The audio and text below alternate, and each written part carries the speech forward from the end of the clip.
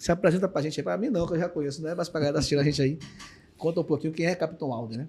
Pois é, primeiramente eu queria agradecer realmente essa oportunidade de poder falar diretamente com o seu público e todos aqueles que acompanham a sua rede, que eu sei que é estourada. E eu acho que realmente hoje será uma oportunidade ímpar das pessoas conhecerem um pouco mais sobre quem é o Capitão Alden e o deputado Capitão Alden.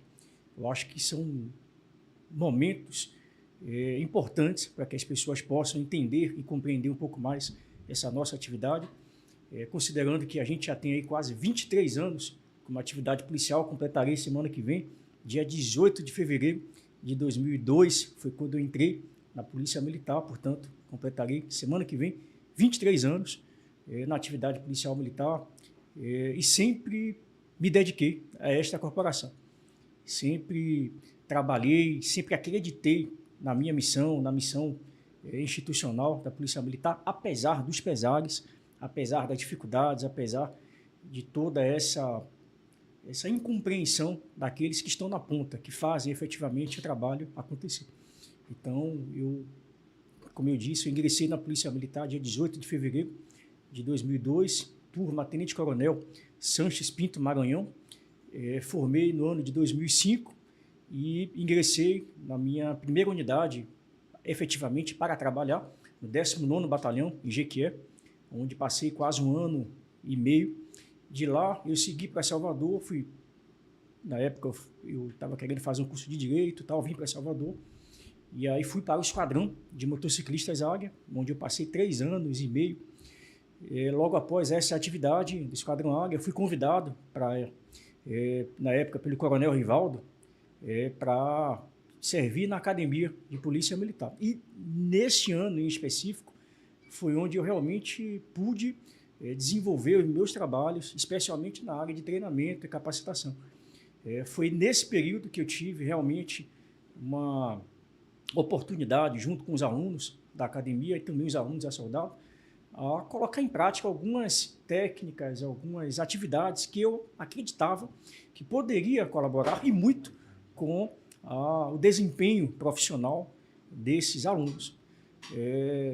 Muitos dos senhores que me acompanham já há muito tempo, na época dos concursos, na época das dicas para os concursos, eu fazia muita simulação, treinamentos com defesa pessoal, com arma curta, arma longa. Eu passava orientações de como fazer progressão em obstáculos. Efetivamente, eu acredito e valorizo muito a atividade docente, a atividade acadêmica, e sempre aliando teoria e prática. Então, nunca fui daqueles de muita teoria, sala de aula, sempre gostei de sala de aula, mas sempre aliando a teoria e a prática. Então, sempre tive o prazer, a satisfação de pegar os alunos presos no final de semana para treinar. Eu morava próximo da Vila Militar, morava na Cidade Baixa na época, então todo final de semana era raro eu não estar na academia, cedendo meu tempo, passando um pouco daquele conhecimento que eu adquiri ao longo da minha atividade, sejam eles cursos pagos, cursos realizados pela corporação, que foram 1 ou 2 no máximo, esses 23 anos, o resto foram todos pagos. Busquei com o meu recurso, treinei com pessoas muito melhores do que eu e fui, obviamente, aprimorando algumas técnicas. Hoje eu fico muito feliz, porque quando eu pego aquelas imagens de 2012, 2013, 2011, 12, 13, eu vejo hoje em São Paulo, eu vejo pessoas como Charneski, pessoas na época como Paulo Bilinski, outros tantos nomes que hoje o Brasil reconhece como técnicos nas suas áreas, armamento tiro, defesa pessoal, retenção contra retenção. Eu vejo muito das técnicas que eu usava lá atrás, em 2009, 10, 11, 12, 13, quando eu, juntamente com o professor Aldenor, que era instrutor da academia de oficiais, foi meu instrutor, e anos depois nos reencontramos para ministrar aulas juntos na academia. Então, a gente desenvolveu muita técnica, por exemplo, a parte prática de uso progressivo da força, que hoje todos conhecem, mas na época quem descreveu o módulo, quem descreveu as etapas dos gradientes de nível de força, fomos nós que criamos lá atrás, em 2012. Inclusive, criamos um conteúdo prático para essa parte de atividades onde você aumenta a sua intensidade. Então, nós tínhamos a parte prática de defesa pessoal, a parte prática de utilização de equipamentos menos que letais, ou, enfim, letais, como era chamado na época, hoje menos que letais. Então, eu sempre fui um apaixonado pelas técnicas e pelas táticas policiais. Sempre me preocupei muito em capacitar bem o aluno. Independente das dificuldades que a polícia apresenta e apresentava à época, eu sempre quis dar o meu melhor, porque eu sempre acreditava que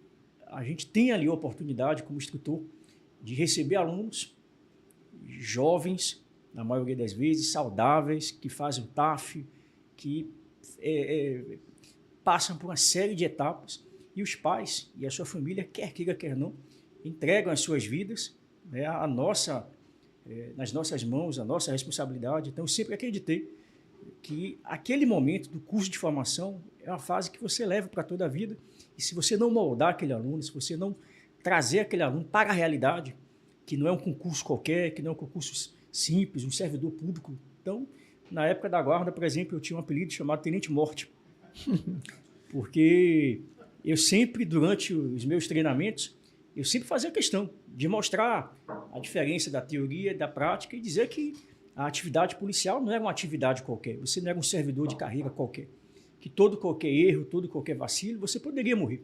Então, foi nessa época, inclusive, que eu já desde aluno, desde o 3º ano da academia, meu curso foram 4 anos, mas desde o meu 3º ano, eu já projetando qual seria a minha área de atuação, minha área de ensino, eu sempre foquei na área de ensino, eu sempre comecei a guardar materiais, vídeos de operações policiais, de ocorrências policiais que deram certo, que deram errado.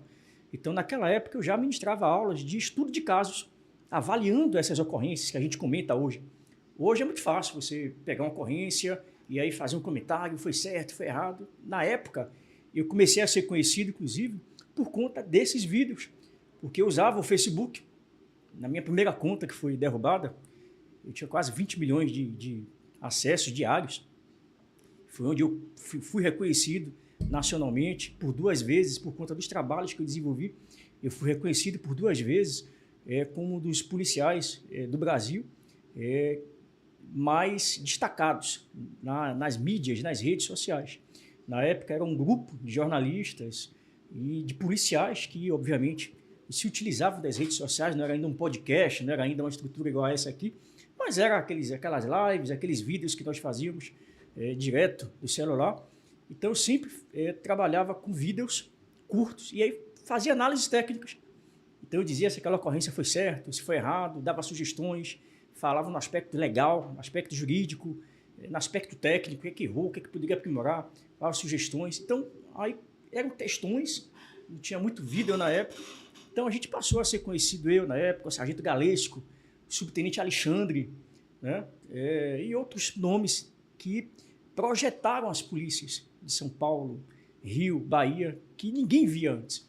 Quando nós recebemos aqui o primeiro episódio de Polícia 24 Horas e outros canais que vieram explorar essa atividade policial, fomos nós que começamos as primeiras ocorrências, os primeiros vídeos aqui, dando a ideia do que era a atividade policial, o que eram os bastidores da atividade policial. Quando eu servi o BEP por quase 2 anos, eu fazia aquelas operações Sillery, que aí eu tive a oportunidade também de trabalhar com o João Neto à época, e eu já utilizava naquela operação algumas, não eram GoPro, não eram câmeras acopladas ao corpo, mas eu sempre filmava as ocorrências policiais na hora que eu estava chegando, pedia ao pessoal, estamos hoje na Sillery, se o pessoal tiver alguma denúncia de som alto, de tal lugar, não sei o que, manda para a gente que a gente vai ver se... E a gente começava a ter essa interação com a comunidade. Então, sempre gostei dessa relação entre o cidadão e a polícia. Eu sempre estimulei o diálogo entre oficiais e praças. Você pode ouvir tudo a meu respeito, mas nunca porque a ordem é miserável, é escroto, que trata diferentemente oficiais e praças. Se você pegar todos os meus projetos que eu encaminhei desde a época de estadual, nunca foi um projeto direcionado para oficiais ou só para a PM. Eu sempre foquei a minha atividade, oficiais e praças, Polícia Civil, Guarda Civil Municipal, Bombeiro Militar, a Polícia Penal. Então, eu vejo toda essa área sistêmica voltada à segurança pública como um só, independente da cor da farda, independente da bandeira, qual lado você veste, independente de qual tenha sido a sua formação, eu acho que a gente precisa estar focado, irmanado e unido no combate ao crime. Na hora do sangue derramado, todos têm a mesma cor, todos vão gritar socorro, independente se é municipal, estadual ou federal. Então, eu sempre tive isso muito claro na minha vida, sempre tive isso muito claro e deixei sempre isso muito claro para as pessoas que eu me relacionava. Então, esse é o ordem profissional.